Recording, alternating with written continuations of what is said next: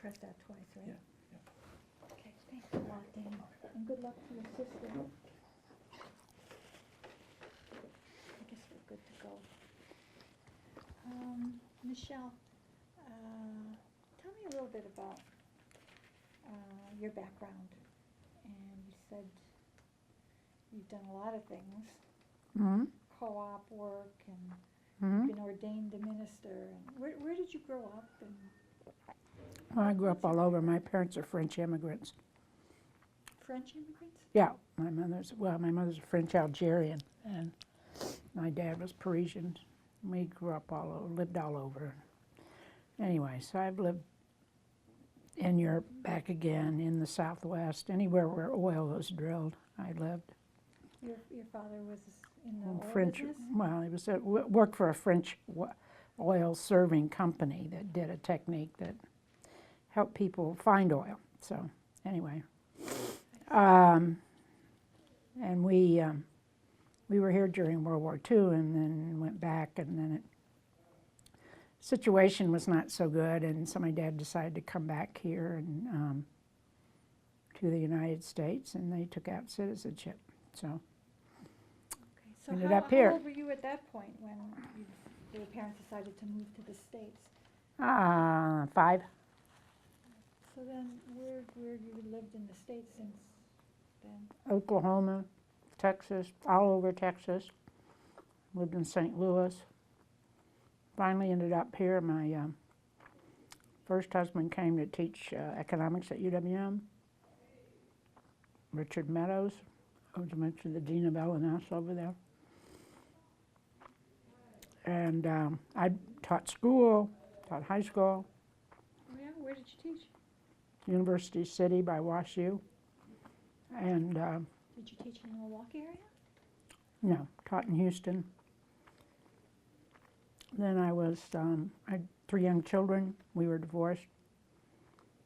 I was a Vista for a while. That's when I managed a co-op grocery store that used to be called Gordon Park Food Co-op on Locust.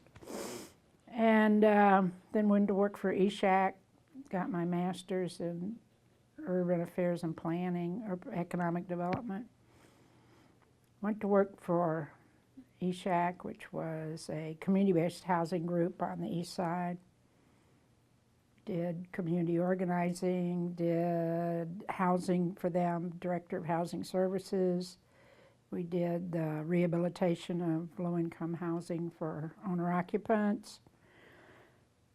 And then I left there and went into some arts management, and then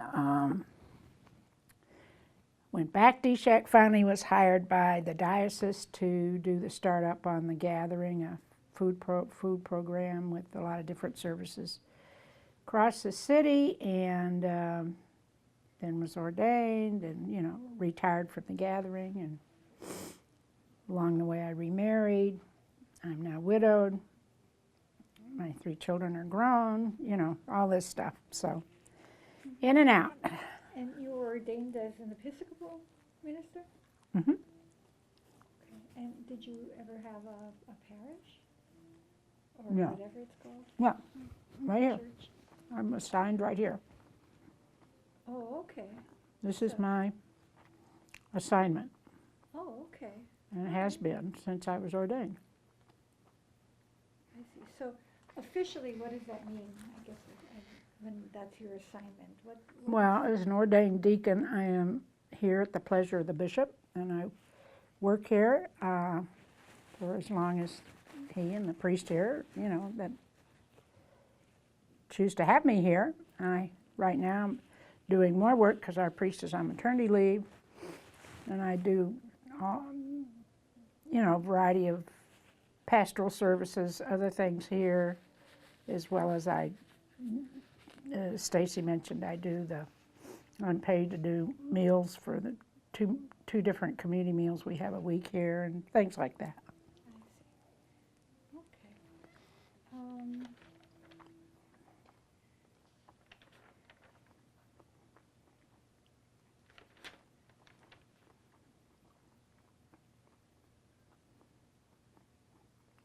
Okay. So, so you've been living here since when exactly? 1970, 71. That's when you moved to the Downer area? I lived on Maryland. Well, first lived on Kramer, just south of Kenwood, when we first moved here, and then we bought a house on Maryland in that first block north of Edgewood. I kept that house after I was divorced, and eventually, after remarrying, my husband and I moved over here, which was 20 years ago. So, but even living on Maryland, I mean, I came around here, went to church here, so I've been pretty Connected. associated and connected with the Downer area. Okay. Before we interrupted our talk, you were talking about changes in the Downer area. Mm-hmm. And what it was like 20 years ago, I think you said. Well, I think it was probably a little. It's hard because I think right now it's in a transition with Via had come in, and when that, and then with Pizza Man and some of that's it kind of feels like there's some positive spin, and Boswell's done well. But that having been said, there's still that huge block of the Chancery and other things that have been vacant for several years. Stuff has gone in and out over here. Over here being? Well, over in the 2600 block. But as I said, I think originally because there was, a pretty high. Let me back up some. I think it's essential nature as a little district that had a lot of retail for first order goods, and it was a pretty kind of complete things. I don't think that's so much changed. There's some of the older merchants, like Lynn at Paperworks, will say that there's less daily walking trade than perhaps there had been at one time. Probably more nightlife stuff than because of the restaurants. Now, some of those restaurants are open in the day too, but as far as just kind of women shopping, doing that kind of thing. And of course, Syndics has been on the descendancy for, at least 10 or 15 years. Does that mean they're making less money, or what? Everything. I mean, they don't seem very well managed either. There's a whole set of balustrades that have different ones. This one used to have one out towards Franklin that was like 100 and something in north, and then one in Bayside. They lost both of those. Piggly Wiggly owns a part of them. They recapitalized them, and now they appear. And I say that I shop there every day just because I don't like to get in my car and go places. Except when I need things that they don't have anymore, and then I go someplace else. But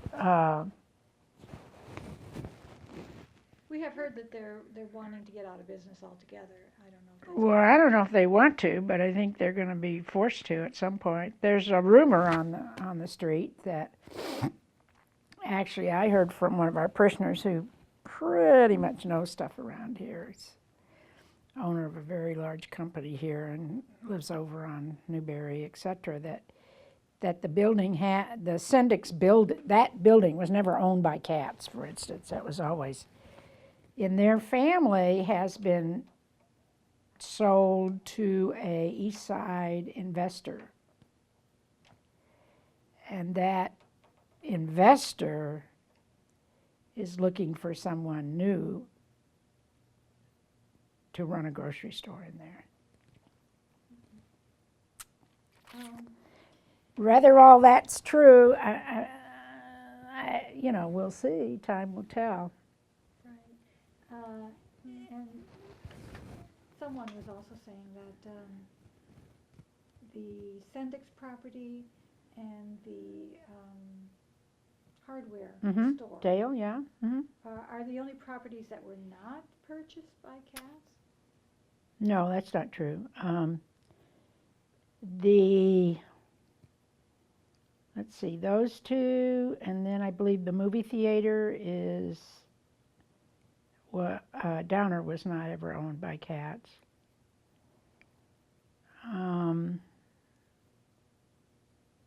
The rest of that down the line,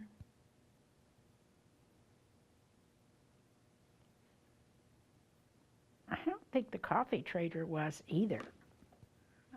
Now that's been split up now, you know, into different leases. And CBS, to my knowledge, was that sort of chunk there. Katz had not bought. But everything from Bellevue down, as far as I know, except the movie theater, and everything on this east side of I think was owned by Katz. Except, well, the bank wasn't. I don't think the bank was. But Paperworks and Optiques and the Breadsmith, I guess, or what was ever there. You know, there have been a lot of different things before. I think those shops were owned by Katz. Then where I am, St. Regis and Georgetown, he sold at the beginning of kind of the condo thing, which he said he always regretted because prices went up so much in rentals that he wished he had kept them. But, you know, anyway. So does he still own properties No, down there? no, they've all been bought out. Do you know why he sold? Well, that's an interesting question. He lives more and more. As far as I know, his family lives in Boca, in Florida, and I think he's gone down there more and more. Those properties were sold to Joel. It's a reputation for Lee. Is, you know, pretty. I mean, as developers go, pretty decent guy. And then our Russian friend, Boris, they had those together.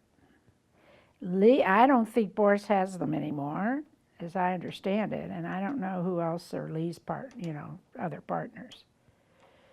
So they bought them at rather high prices, reputedly, from Katz, which is one of the reasons why they say they cannot afford to market more of these at prices that are more in line with, I mean, I forget, I used to know what the square foot it was, you know, average around here. I mean, double, triple any other place around. I heard that the rates went up considerably when Katz bought it. Well, yeah, he put them up, and when he sold it pretty high. And so Joel and them, when a lot of people came and said, you know, we're losing our shirts, we've got to renegotiate, you know, his stand was, I cannot afford that. So I know there used to be a baby clothing store. That's right, Bebe Boutique. Did that She go went up? out of business. She gave up the business. She was married, her name escapes me, she's married to a orthopod here in Milwaukee whose name is, oh, I can't think. Anyway, this was always kind of a fun venture for her, and her manager, Andy, and I can't remember Andy's last name. Andy wanted to continue it, and the lady got her husband said, I just, I don't want you doing this anymore, and it's losing money every year, yada, yada. Andy tried to stay on the street at Bebe Boutique's place, but she couldn't deal with Lee's prices. She was scared that she wouldn't be able to make them. And even though he offered her, I guess, some kind of a break for some initial, 6 months, which isn't unusual given what small businesses do in their first months, although there was an established store there. But anyway, so she went over to that area across from Maryland Avenue, which DeJuan, the dental place that used to be up here, he bought that little put up that building. And she was his only other tenant until recently when the Pilates lady and somebody moved in on the other part. But he was upstairs. And so Andy's downstairs, and that shop's called Little Monsters. And it's been open now, going on 3 years. And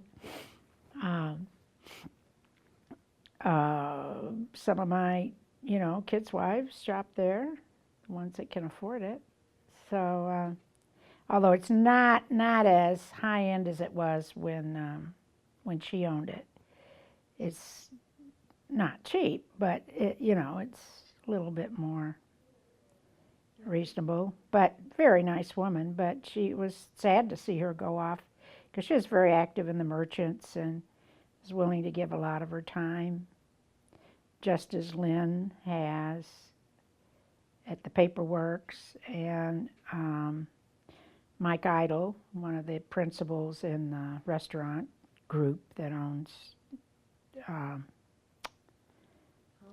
Hollander, and Benelux and Hollander West and all of that. So, and then, let's see, who else has been really more active? Oh, Boswell's. And the guy that's bought the liquor store, kind of. So who actually went out of business when Katz? Oh, well, that was a while ago. Well, I mean, things came in and out, but there, J. Lou's, which had been a children's primarily bookstore, that went out 30 years ago. She just wasn't going to pay the rent. J. Lou, gosh, she's probably 90 now. She lives over at Catholic Home. There was a gelato store that was somewhere on the street, and then Katz owned Licks. And when he put Licks in, that ran her out of business. There was just a series of different little restaurants and, stuff, things like that. And Chancery? Did that go out because? Well, no, Chancery stayed there for quite a while. They finally left, 6, 7 years ago, maybe 8 years ago. I'm not a big timekeeper. Or J.J. Downer? I don't know which came first. Well, no, it was the Downer. I mean, it was the Chancery when it left, I believe. And that was due to this whole hotel concept? Well, I don't know if it's that or they just, again, were losing a certain amount of business, although it always seemed like there were, a fair amount of people there. There was a Time to Kill in there for a while. It was a little store that never, I guess, did well enough. One of the big anchors was the bagel place, and then that went out. It was a Einstein's. And they were there for multiple years, but they apparently couldn't make the kind of rent that. And when they went out right in the initial time of Lee and Boris being there. When did Lee and Boris come in? Well, gosh.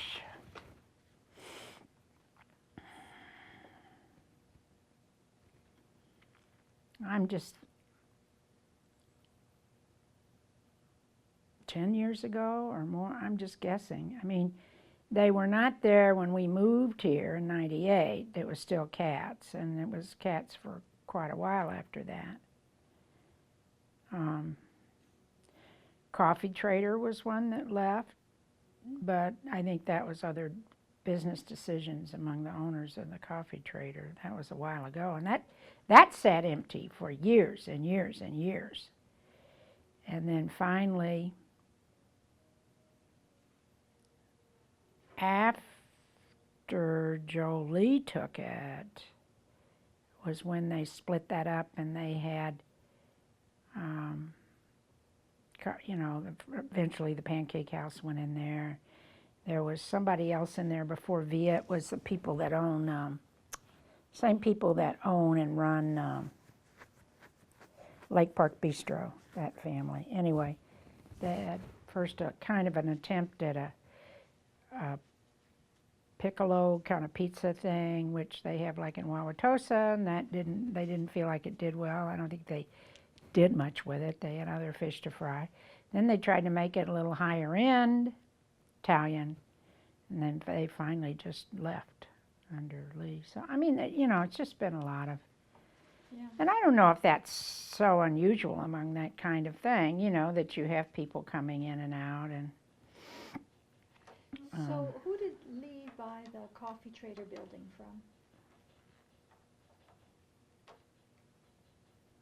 Trying to think if that was acquired in that or not. Somehow, for some reason I think maybe not, but I just can't be sure about that. Whether Cats had owned that or that was some other. No, it was Cats. Cats did own that building.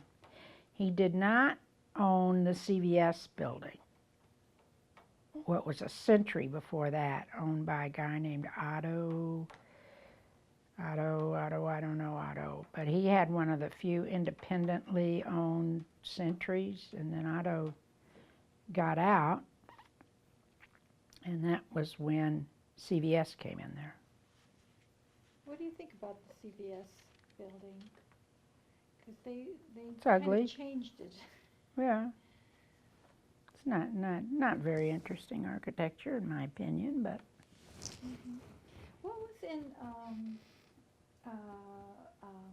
Hollander before it became Hollander? Well, for a long time, certainly in the 70s, 80s, it was a laundromat.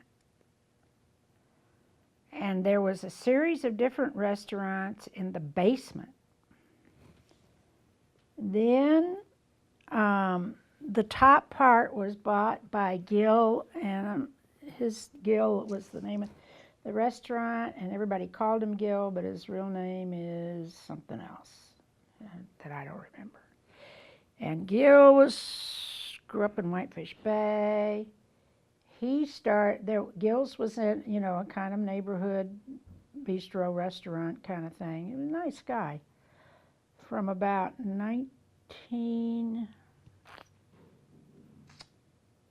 early 90s.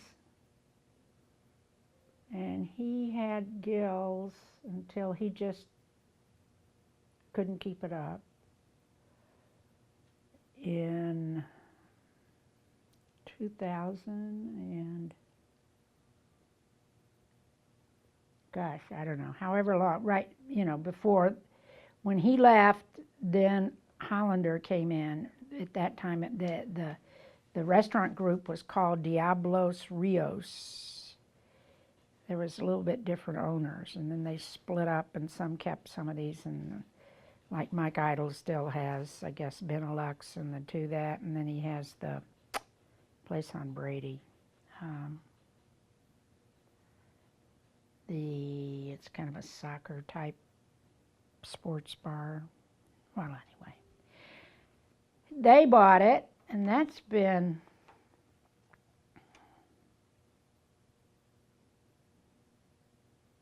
$10 maybe,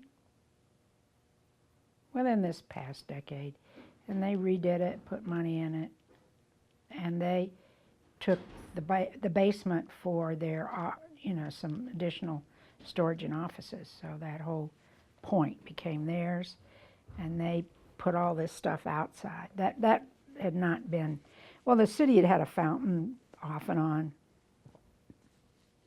but that had never been a big part of a restaurant. Right. So they got permission to do that. So that's a real success, isn't it? Oh, yeah. Do you eat there? Do I eat there? Sure. Hang out Eat there? there, have coffee, yeah, meetings, sure. Why do you think they made a success out of this, and it's a real draw? Oh, And they're yet marketing. others- They're very slick marketers. The food's no better or worse. Somebody might argue they liked Gill's better, but they've marketed a lot to, they do these, they sponsor bike races. They have all sorts of different activities that go on in and out their different restaurants, and they really market to a younger and young family crowd, singles, and not the student university. It's a little bit, they're really not big on that. I mean, if you go in there at 5 on Friday, it's people coming to eat. It's not a big bar scene, never has been. So it fits into the neighborhood. Yeah, and I think it's, not super expensive, but it also doesn't, have, 3 Bloody Marys for 75 cents on Friday night or something. I don't know, whatever. They don't have, rail drinks cheap, or, now Via's done a little of that, but they don't have. Via is owned by some guys that started that transfer in Bayview. It's 2 guys and a woman, and they're also very good marketers, and the quality of the food at Via, I think, is excellent. And they've done well from when they came in, done very nicely. And part of it was carrying the tradition from transfer in Bayview. People were going there, and now they've come up this way. Same as Lulu's down there, that's now in Wauwatosa as well. And some of those, I think, spent on their food and on this kind of a fresh, young 20s, 30s something, singles, families, reasonably priced, kind of with a talking a little bit about local sourcing and using, good fresh ingredients kind of thing, but not overly, but there's a little bit of that in there. They've done well. There's Henry's around there, which is a bar. It's right on Bellevue, and it serves a limited menu. Why it survived is beyond me. I've eaten in there maybe once or twice. I mean, a hamburger's but that's not true either. It's okay. It seems to be more, though, of a real kind of in-neighborhood sort of a la Cheers or something from TV, kind of, everybody knows you in there and kind of group, as opposed to these drawing from all over kind of places. Do you think the area needs more of that, or it doesn't matter? I don't think it makes any difference. I mean, I think it's fine. It exists there and seems to have its little, it's nice if you go around here on a Saturday now, Friday night, 6:30 on, you're in for a wait. You could generally always get in over there. I mean, there are people there, but it's just not the same. It doesn't have the same cachet. It's just different. And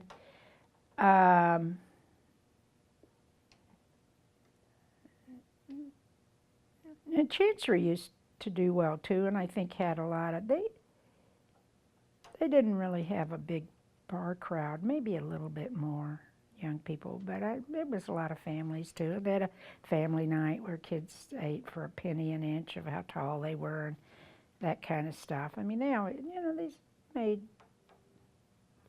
desires to be patronized by the neighborhood. Of course, Pizza Hut coming, that'll be, Pizza Man will be interesting. Everybody seems very excited about Pizza Man. Well, I've never eaten there. I know people that say, oh, that's where we went when we got engaged, or that's where we, you know, and people talk about, I guess they had the finest corked wine by the glass. It's been reviewed, I guess, all over the country by wine purveyors.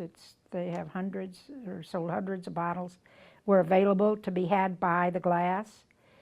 And supposedly the food was good, very good. I never ate there, so I don't know. I always, you know, it always looked like sort of a kind of weird dumpy place, I thought, on Oakland, but then people said, oh no, that's not a dump. So anyway, the architecture over there is going to be quite interesting.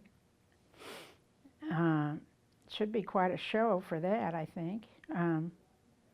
But yeah, everybody, all of a sudden, people that I never heard talk about it, oh my gosh, it's going to be incredible when it's open here. So we'll see what happens. It certainly got a buzz around Downer, that's for sure. If you could make changes in anything in this neighborhood, not just commercial, you know, restaurants and things like that, but any kind of shops or any kind of organization or any kind of park or anything, what do you think this area could benefit by? I don't know. Well, I mean, Syndic's being a better grocery store would, from my point of view, it would be welcome, you know, for it to return to what it was.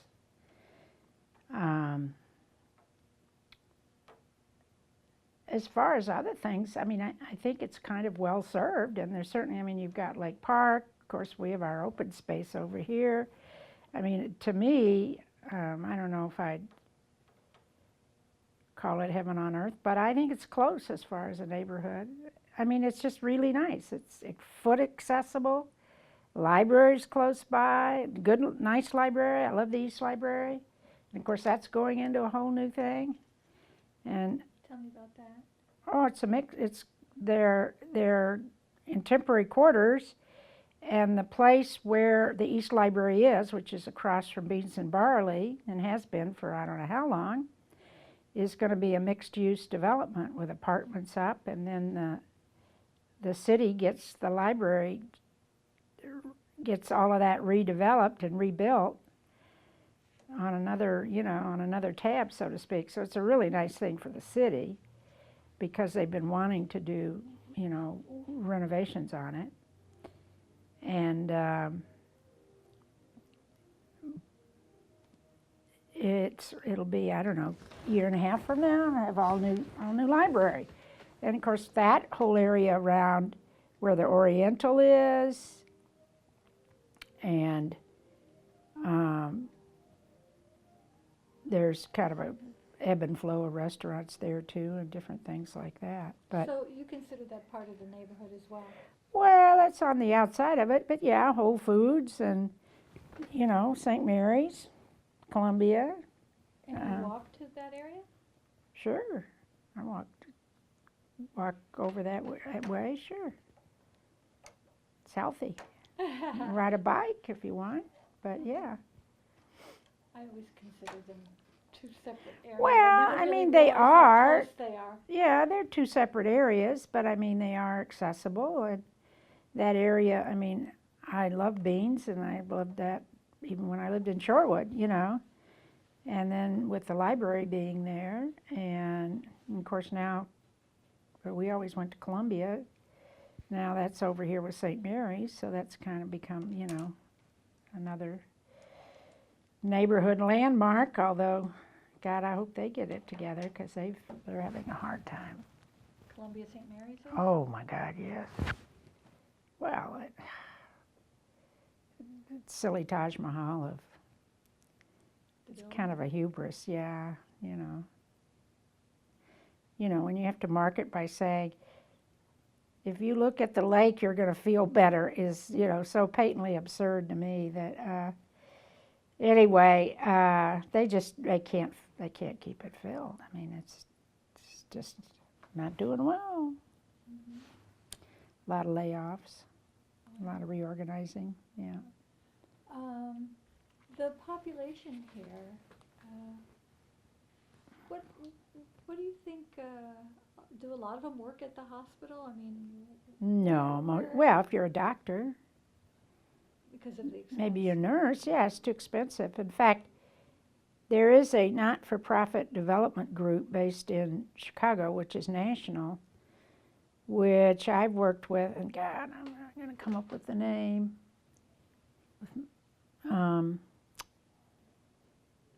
Is Common Ground. We helped them get some hearings around here. Oh, I can't think of the name of it.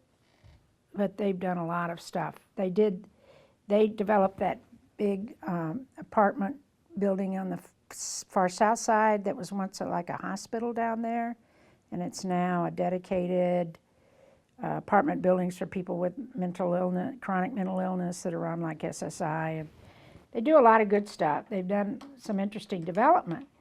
They have been trying to get WIDA bonds or, write-downs for working with Columbia St. Mary's to build do you know where the bank is on Farwell? Yes. And that Used to be big First Wisconsin. Parking lot behind it? Yeah. Okay. They have been trying, they finally got all the city stuff pretty much through the hearing hoops and neighborhood stuff, of course. Oh, no, to build subsidized housing there. And it's called workforce development. It would be nice housing suitable for individuals and families, even with 2, 3, 4 children. And you have to be working. It is not subsidization for people who have housing vouchers or anything. It's subsidized housing for people who are working. And it was St. Mary's Hope who was, working with them, that then a lot of their employees that aren't doctors and nurses could afford to live there. Because I guess if they have like snow emergencies or anything, it's really hard for their staff to get in from wherever they are because they just can't live around here. It's too expensive. Anyway, they had entered in with them, and they have been waiting for 2 years to get into a cycle for the subsidies from WIDA, and they've lost out the last 2 years. And it would be housing. It's a very interesting green housing with a grass open top where the kids could play and stuff. I mean, very interesting, I thought. And, just generally very cool. And you could stay there as long as there were certain caps, there were certain subsidy levels, and there was a cap. Once you went beyond that, then you couldn't live there anymore as far as income. So it was for sort of moderate working class type people, which would be some of these nurses' aides, techies, that kind of stuff. And others, but I mean, that's who they were hoping would get in there. That's who they were going to really market to. And then anybody else, was going to have a right to move there. I expect So what is the status of it now? they are, last time I talked to, and that's where I'm just terrible with names, this young woman who's part of that staff from Chicago. I have to go back and look at notes about what their name is. Mercy Housing, that's the name of the corporation. They do stuff all over the country, in Arizona and all over. And they get a lot of money from,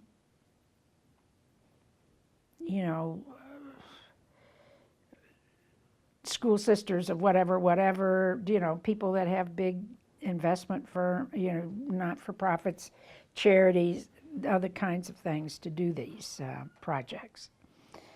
and then get government, subsidies and help and develop all of these, and they manage them, which is a very, I think, positive thing, because they have a very high standard of management. They have a very good reputation. They don't develop it and walk away. So anyway, what it would be right there with that parking lot, and right behind that what was First West, and it would be, I can't remember, I don't know, 4 or 5 stories, and Right across from Whole Foods. yeah. My understanding is if they go in every round for the WIDA funds. Once they get them, now they're set. Now, earlier today, you said that you had, as part of your background, you had done some organizing or something like that regarding co-ops for new health insurance? Well, I helped manage Co-op Grocery Store. That was way back in the 70s. Right now, I am on the board of the Common Ground Healthcare Cooperative, which is one of a few cooperatives formed expressly out of the Accountable Care Act, or Obamacare, as some people like to call it. I don't. One of the,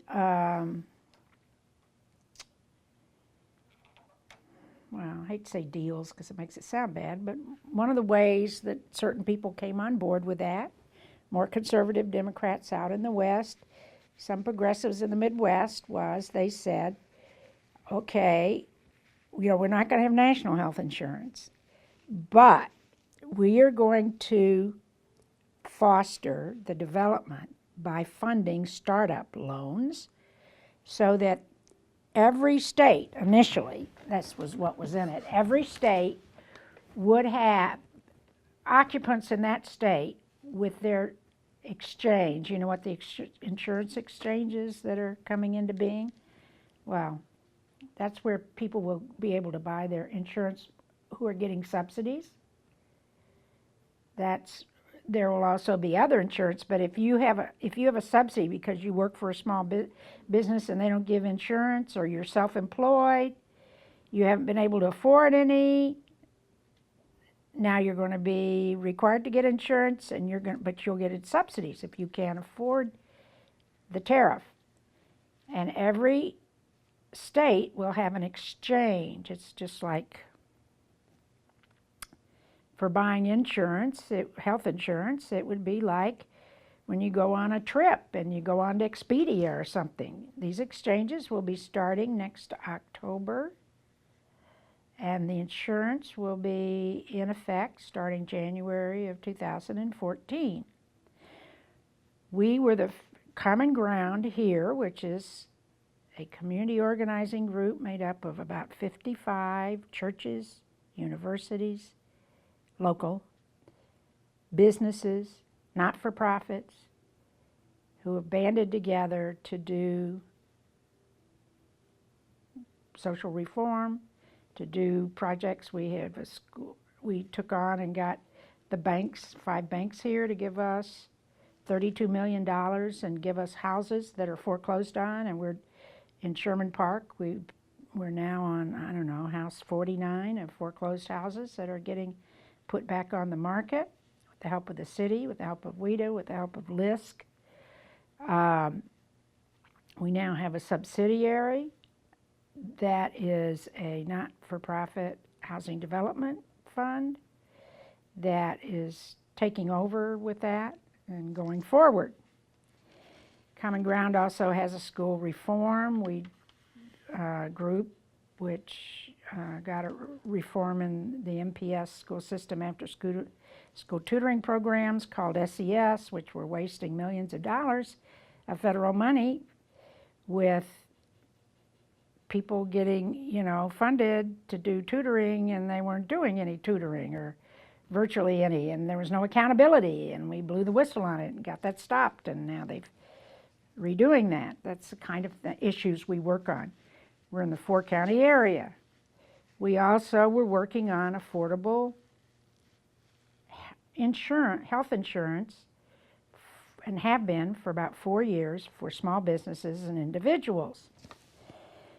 Because of that, when the Accountable Care Act came into being and we found out that there were cooperatives being formed, that could be formed in each state and could not get grants but could get startup loans and could get their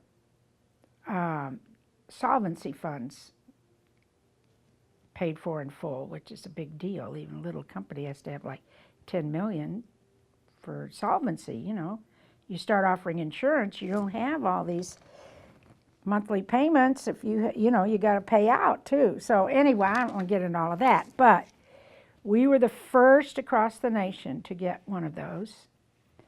And there are other ones in New Mexico and Baltimore, Maryland, across the state. When just this winter, unfortunately, with all the horse trading done with trying to get the budget under control, they put a stop and they aren't funding anymore. So there's some across the country, but the ones that were funded, including us, are going forward, but they're doing anymore. But this is to have an option in these exchanges from, you know, hopefully, since co-ops are more transparent, they're member-owned, they don't have big salaries for big people on the top, that will be able to present to people good coverage at a more reasonable price. That's our job. And we will be starting business. Well, we'll start enrolling. We're already doing educational seminars all over, but we'll start enrolling people this October, and we'll be in business January 1. Common Grounds got that done. We wrote the plan, you know, the business plan. We did all that. Now that the co-op itself, though, is a separate entity that's been spun off, and so some of us are on that board until, I mean, I can't buy, I could be a member there if I bought my insurance from them, but I'm retired. I'm on Medicare and supplementary from my husband's Northwestern Mutual as a surviving spouse. But once it's up and going, then people like me will go off of that because I'm not a member. There'll be a few people on there with some expertise, but anyway. Do you see your role as deacon here somehow associated with Common Ground? Of course. It's justice. It's justice seeking. Okay, but that's on what a deacons. formal basis, Sure. is this something that's expected of a deacon? Well, it's certainly approved of. My bishop approves of it. He comes and speaks at our staff when we ask him. Sure. I guess I'm trying to see how it is that the church supports you. Well, in the Episcopal Church, you know, if you want to think of it that way, the priests are the inside people. Deacons that are assigned to different churches under the bishop are the outside people. It's my job to connect people here to answer their calling, to work in the community, to bring greater justice into the world. And that's my job, as well as to do pastoral things, you know, with people and do some education, preaching, and stuff like that. So it's almost part of your It is. job. It is my calling. Absolutely. It's the center of my calling. My calling is not to, in our tradition, to engage in the sacramental part of it. I serve at services here, but that's not my central role. That's the priest. I do some education. That's not my central role. I do a lot of pastoral care. I do outreach. I staff and help supervise the outreach committee that raises money for groups all over. And I help people participate in things like Common Ground, as well as things like meal programs or, you know, I don't know, whatever a mission in Haiti or something, whatever they find. Now, some things you said about the neighborhood leads me to believe that you consider this pretty much a well-to-do Well, neighborhood. yeah, I mean, sure, there are people that live in some of the apartments, maybe, you know, again, and students and things, but this, I would say, I mean, everything from, well, I would say everything from Downer to the lake is certainly well-to-do people, or, you know, at one time, that's what they call this area the silk stocking area, you know, the old, from like Oakland to the river is a little more sort of working middle class, some of that, the housing, and used to be when there were two grade schools. Hartford was the upper class school, you know, the one that's on the university campus. And then there was another one on Bartlett Avenue, close to North, which is closed now. It's now some kind of senior thing. And that was the working class grade school for the neighborhood. And the So, two yeah. students didn't mix. The two groups of Not students didn't mix. particularly, no. That I know of. Now, I mean, again, that was a long, Bartlett closed in like the 80s, so, I mean, you know. Where did those kids go now? From the west of Anywhere. Oakland? Well, I guess they'd either go to Hartford or, you know, with the specialty schools and everything that's happened with MPS, kids go all over. Montessori, they could go down to Maryland Montessori, which is kind of it's in ascendancy right now. That's considered one of the primary schools you want to go to in MPS. What about high school? The kids east and west of Riverside, Downer?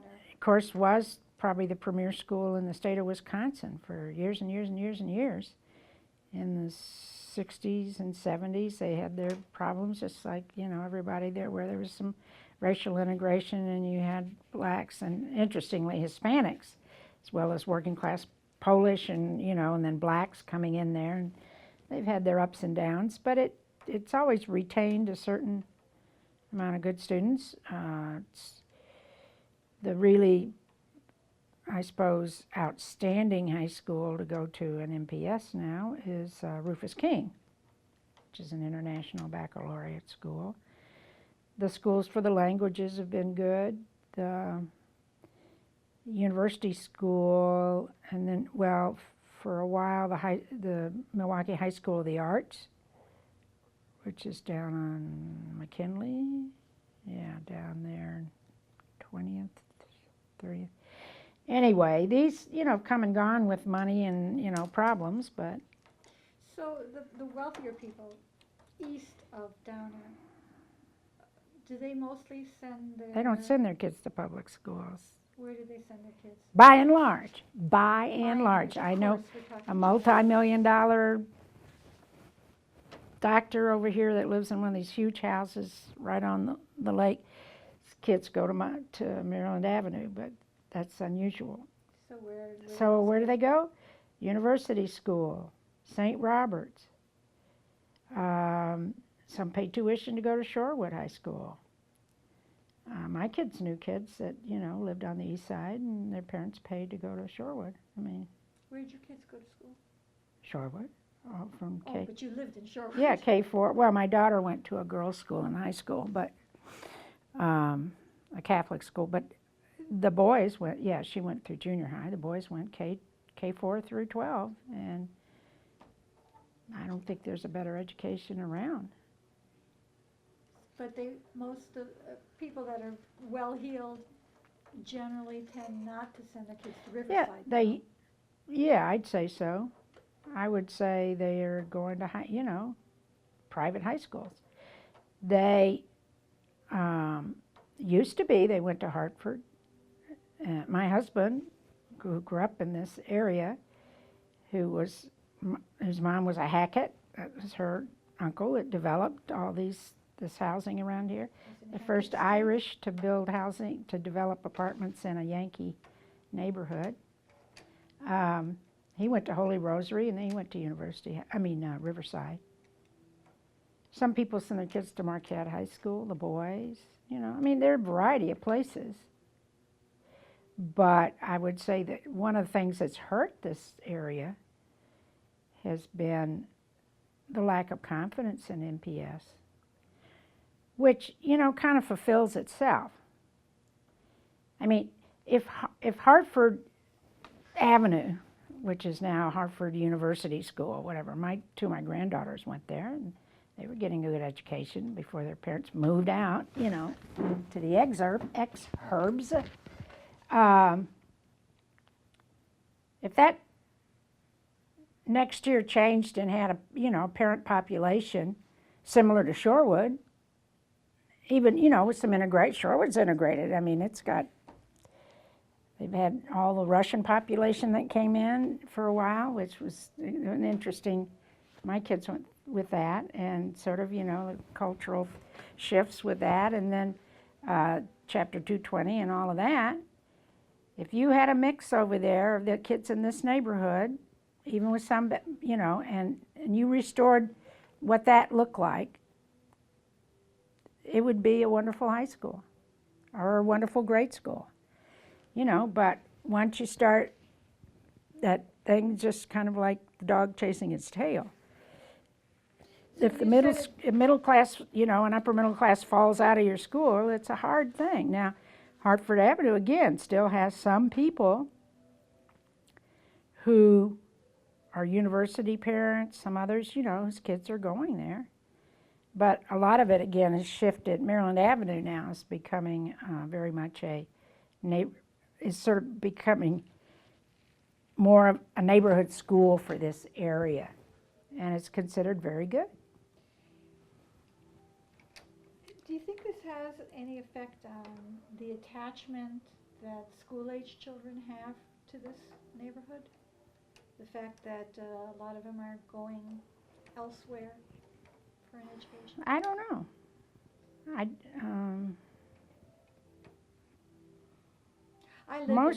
Most of the families that go to St. Mark's,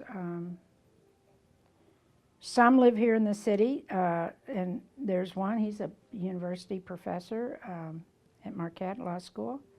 And they live over on Stowe, and their kids, by choice, go to Fratney over west of the river, the Spanish bilingual school. And their daughter is going to go to Reagan, which is another one of the high schools on the far south side, which is very good now, has international baccalaureate. It's kind of like the south side version of, it's had a huge infusion of Teach for America students and stuff, you know, and is getting to be kind of popular and hard to get into, you know, like Rufus King. So the things are happening, and I think the kids here, I don't know, I mean, I think a lot of the kids that, like, they start at St. Robert's and they go on some other Catholic school, I mean, well, they have their own little subsection, you know. I'm not sure how the other, as I said, most of the kids at the church here, they live in Shorewood. Why, you know, the families that might have at one time lived around here, because of schools, they live in Shorewood, Whitefish Bay. Some people come from Wauwatosa. Some people, our pastor and her 2 children and husband live west of the river. Do the local kids, high school and middle school, do they hang out in the neighborhood? You see them a little bit. See them on the green space sometimes, you know, with quilts talking or whatever. But I know my youngest, who of course is 35, they used to come down when that was Gilt's in high school, because he'd let them go upstairs and didn't kind of hassle them that they didn't buy anything but, you know, soda or coffee or something. Was it more kid-friendly when Coffee Trader was here? Coffee Trader was kind of a phenomena across the city. Lots of people went to Coffee Trader, and lots of high school kids, that was like a real kind of cool place to bring a date or to come, you know. And even like my daughter went to St. Mary's Academy on the south side, and some of her friends, oh, we want to go to the Coffee Trader, you know, that's ultra chic and everything. This is back in the 80s. I don't, you know, you don't. I was gonna say, I see kids. Not a lot of them, like high school age. I certainly don't see big packs of them around here. Do see them some in the summer. Of course, there are fewer children now. You know, it's like you don't see packs of kids in Shorewood either, like you used to. I mean, the population of school-age children in communities is dropping. That's one of the reasons why Shorewood schools have had a hard time. Whitefish Bay's having a hard time. Even Mequon Homestead, their population is down. That's correct. Yeah. Did you have kids in these schools, or? I live in Shorewood. My daughter actually wanted to go to Whitefish Bay, my youngest daughter. She went to high school, Whitefish Bay. My two older kids, we lived in Bayside. Oh, okay.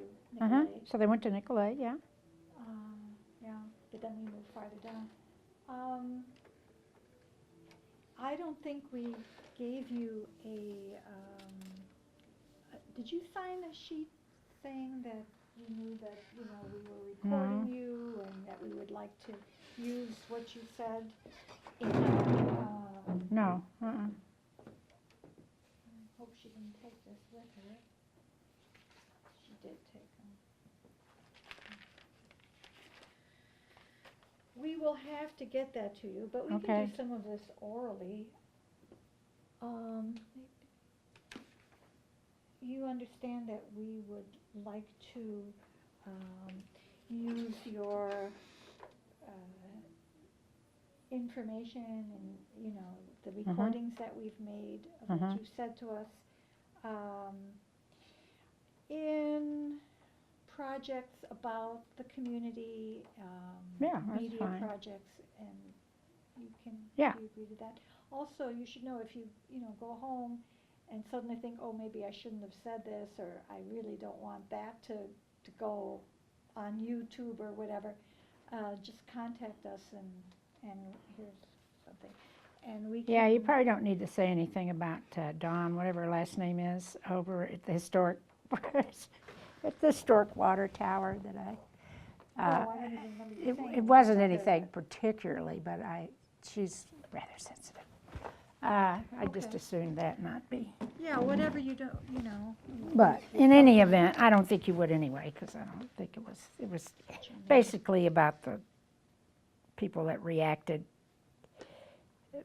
out of their frustration, you know, and picked things like the popcorn wagon, you know, as if it was the seminal issue of the century, so.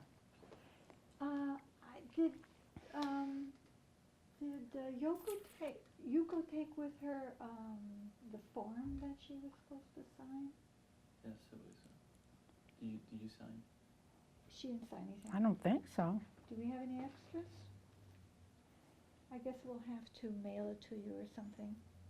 Whatever. It's right here. Is that it? Okay, great. So you would put your name here, and you can keep this blank that we're going to put our names in there. So basically, you write your name there, and you sign it on the other side, and you know, feels like you'd read it. Is that it? Just one? I think so. One? We greatly appreciate all the time you've given us. Sure. And the information.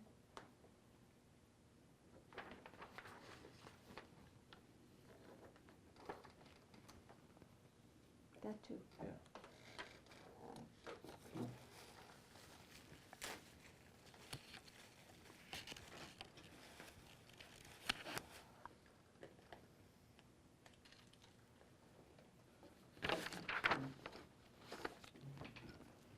And I guess we need a date on it as well. I put one on there. Okay, great. How's your sister doing? She's doing well. Yeah. I think we can turn this off. Huh? Should I take this back with me?